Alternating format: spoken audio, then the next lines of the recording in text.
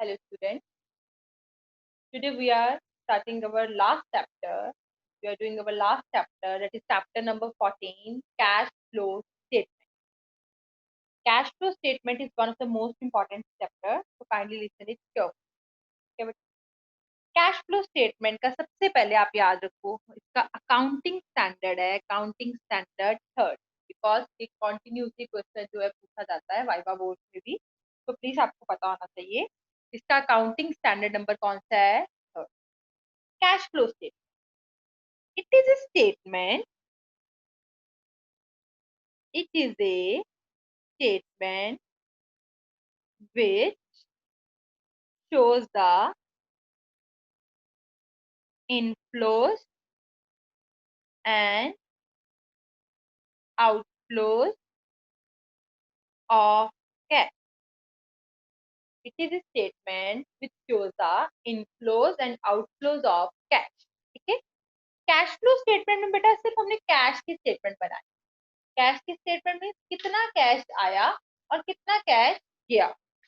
Inflow means cash का आना, inflow means cash का आना, आउटफ्लो मीन्स कैश का जाना, आउटफ्लो मीन्स कैश का जाना। तो इसमें हमने सिर्फ दो चीजें देखनी है, कितना कैश आ रहा है, कितना कैश जा रहा है। ठीक है, ये स्टेटमेंट है जो हम किसके बेस पे बनाते हैं, कैश बेसिस पे। आपको मैंने बताया हुआ है ना +1 में, there are two basis of accounting, cash basis and accrual basis. Cash basis में हमने सिर्फ क्या देखना है, रिलेटेड टू कैश, कि इस साल में रिलेटेड टू दिस ईयर कितना कैश आया, कितना कैश गया। तो वही स्टेटमेंट हम बनाते हैं, कैश फ्लो स्टेटमेंट, कितना कैश आया पूरे साल में, बिगिनिंग से लेकर एंड तक कितना कैश आया और कितना कैश गया। तो this is basically our cash flow statement. Clear है? कैश फ्लो स्टेटमेंट में थोड़े आपको फीचर्स बता देती हूँ, ध्यान से सुनना। First feature, it is a statement which records the inflows and outflows of cash throughout the year, throughout the year, beginning से लेकर एंडिंग तक। ठीक है, next it is prepared on cash basis. Second feature first ये हो गया। Second क्या हो गया, it is prepared on cash basis not on accrual basis. ठीक है, नेक्स्ट थर्ड, ध्यान सुनो, it is basically concentrate on 3 activities. इसमें बच्चे हमारी 3 एक्टिविटीज आती हैं, याद रखना। 3 एक्टिविटीज कौन कौन सी आनी है हमारी, cash flow from operating activities, cash flow from operating activities,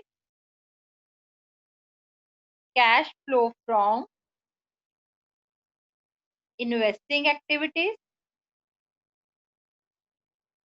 cash flow from investing activities and cash flow from financing activities। सारा चैप्टर बेटा हमारी 3 एक्टिविटीज के ही इर्द गिर्द घूमेगा। अगर हमें ये 3 एक्टिविटीज निकालनी आ गई तो हमें सारा चैप्टर आ गया। First is cash flow from operating, cash flow from investing, cash flow from financing activities. तीनों एक्टिविटी दोबारा बोलो, cash flow from operating activities, cash flow from investing activities और cash flow from financing activities. Clear है? Next fourth picture इसका है, according to modern concept, जो आज का न्यू कंसेप्ट है वो हमें क्या कहता है, कैश में क्या क्या आता है। याद रखना, कैश में हमारी 3 चीजें आती हैं। एक एक कैश इन हैंड, जो कैश आपके पास है। एक आता है कैश एट बैंक, जो कैश आपका बैंक में पड़ा है। एक आता है शॉर्ट टर्म मार्केटेबल सिक्योरिटी, जिसको हम शॉर्ट टर्म इन्वेस्टमेंट बोलते हैं, करंट इन्वेस्टमेंट बोलते हैं, जो इजिली कैश में कन्वर्ट हो सकते हैं। ठीक है, इसको हम बोलते हैं शॉर्ट टर्म मार्केटेबल सिक्योरिटीज। यहाँ कौन सी इन्वेस्टमेंट बोलते हैं, करंट इन्वेस्टमेंट बोलते हैं। ठीक है, यहाँ शॉर्ट टर्म इन्वेस्टमेंट बोलते हैं। क्लियर है? कैश में क्या क्या आता है, cash in hand, cash at bank, short term marketable securities and current investment. Okay, अब इसमें जो है आप एडवांटेजेस और लिमिटेशंस के देख लेना बाकी। जो मेनली इसमें आता है वो प्रैक्टिकली आना है, तो हम प्रैक्टिकल पे ही इसके कंसेंट्रेट करें। Kindly listen it carefully. Okay, अब मैं आपको बताती हूँ ध्यान। ऑपरेटिंग एक्टिविटी, तीनों एक्टिविटीज मैं आज आपको बताऊंगी, तो इसको बहुत ध्यान से। First one is operating activity. Her activity का आपने बच्चे इनफ्लो देखना है और आउटफ्लो। इनफ्लो मीन्स कितना कैश आया, आउटफ्लो मीन्स कितना कैश गया।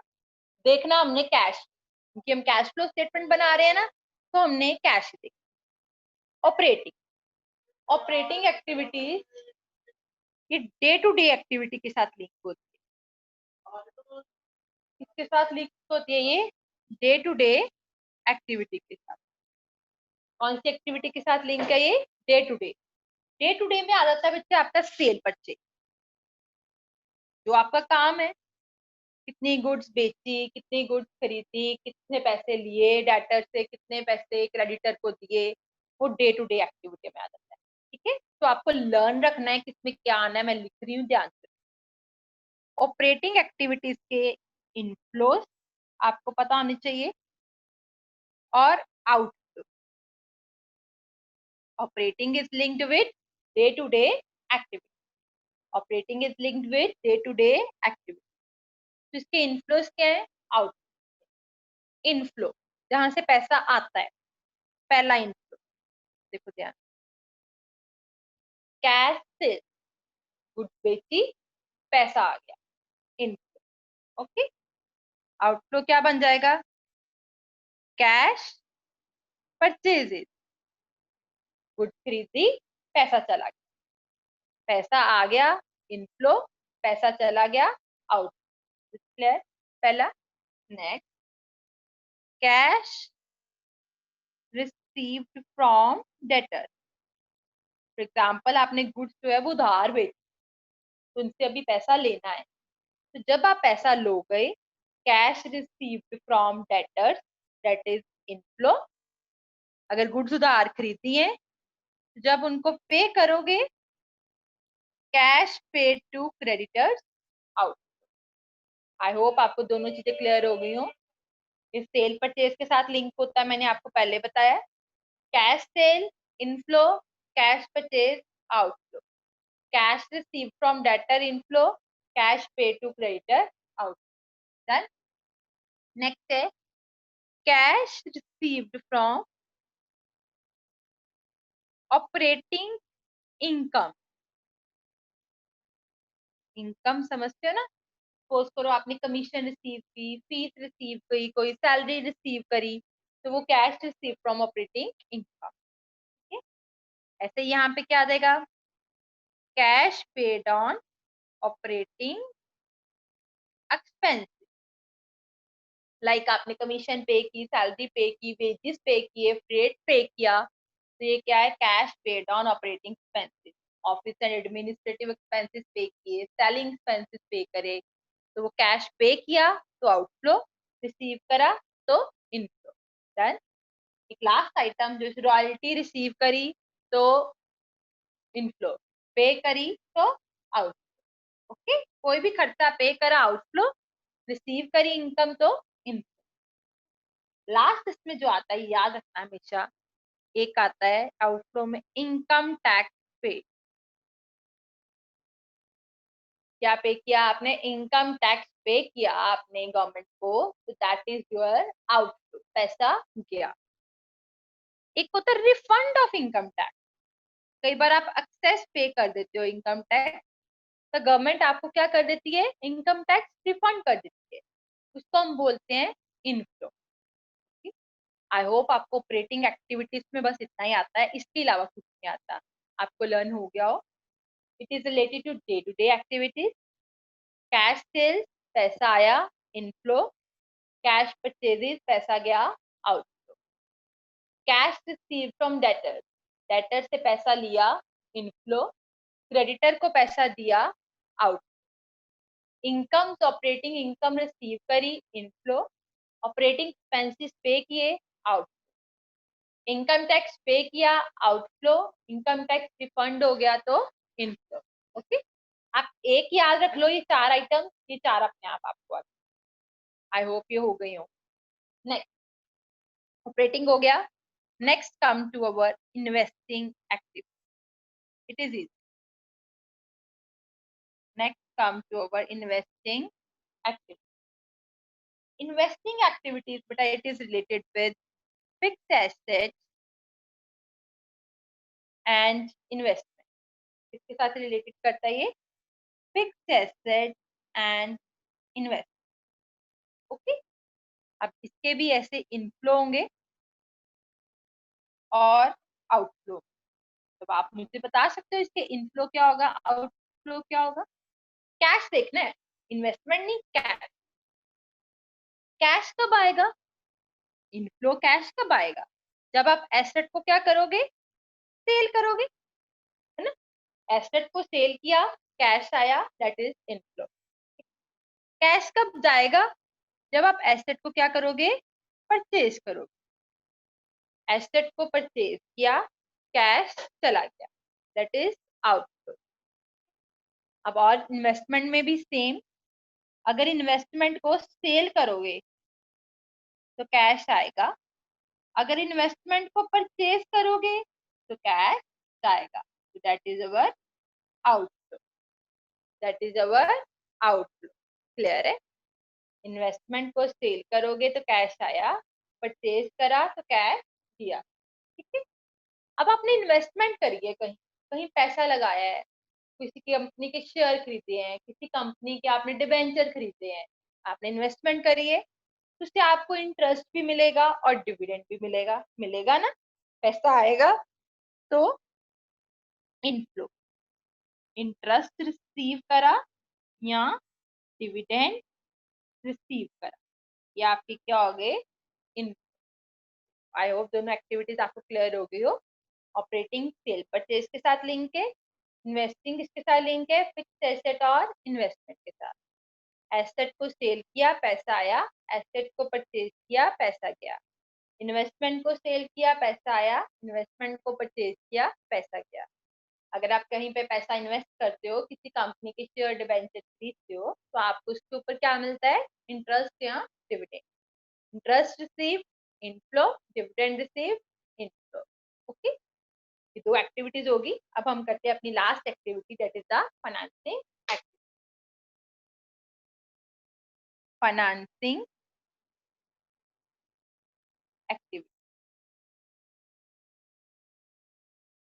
Financing activities related with long term,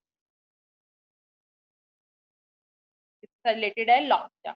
like में आ जाते हैं शेयर, लॉन्ग टर्म कंपनी ने शेयर इशू किए, डिबेंचर्स इशू किए कंपनी ने लोन लिया लॉन्ग टर्म। ठीक है, तो it is related with long term.